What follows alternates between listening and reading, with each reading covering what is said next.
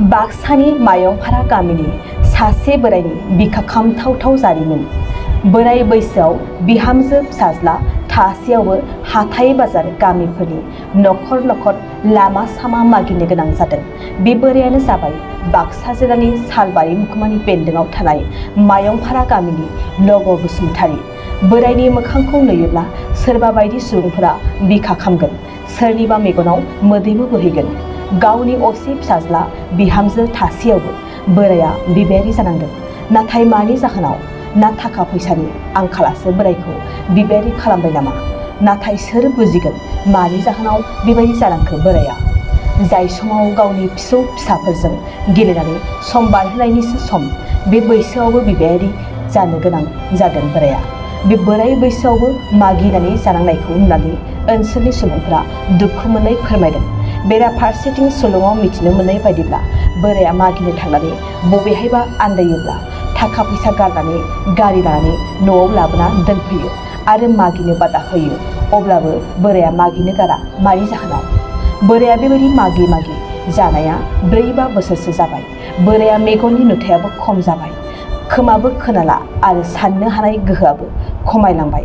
बेनिखायनो आं बोरायनि जानानै आसाम सरकार आरो बिटिआर सरकारनिसिम बेखौनो खावलायोदि बोरायनो माबा मोनसे सुबिदा खालामना होयो, जाहाथे बोराया बिबायनानै जानाङा। हुंगा ओमफ्राय नोङो जे लासित स्कुलनि सानजाहा जे थिंखौ नुयो इनाव थायो। ओंखाम होगोन ना होआ नोंनो? थांनाय सालबाराव थांनाय लामाया। ओंखाम होगोन ना होआ नोंनो? फिसाला गेदेरा इनो गेदेर ओंखाम होगोन ना होआ? ओंखाम जाग्रा जानो होगोन ना होआ? होयो। गावनो लिंना लांदो। आरो गामियाव सानै दङ। किबा गामियाव सानै आरो इयाव लासितावनो सासे दङ, साब्रै बिसोरो। सासेया थैदों। ओमफ्राय फैसा खांनायखौ मा बानायो नोङो? फैसा मागिनायखौ मोनबा मा बानायो?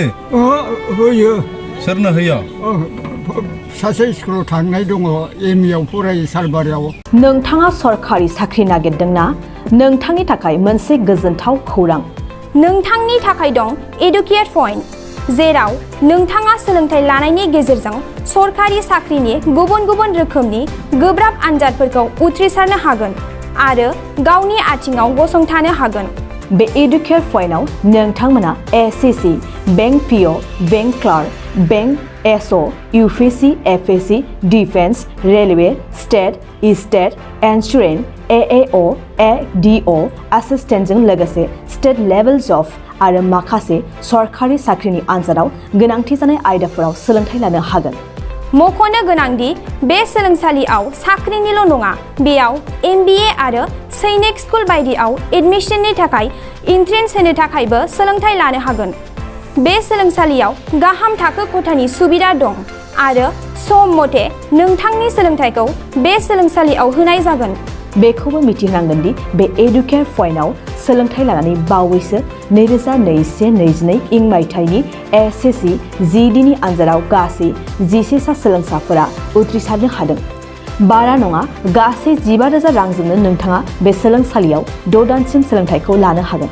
बे सोलोंसालिया क'क्राझार, बरपेटा र'ड, गवालपारा आरो बङाइगावआवबो दं।